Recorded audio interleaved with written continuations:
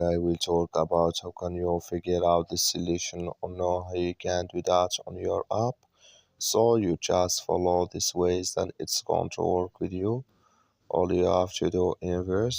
So you just go here above this sign, click on it here. When you just click on it, so then it's going to show for you a list like this. So then all you have to do, so you just click on settings here, you just click on it. So then it's going to take you to next player. It's going to show for you like this. Come here to transparency here, and here can you select it in this list. So here can you select your transparency here. So that's all you have to do. I wish you all get it. You just follow these ways, then it's going to work with you. Thank you for watching. Don't forget to support us by liking and subscribe.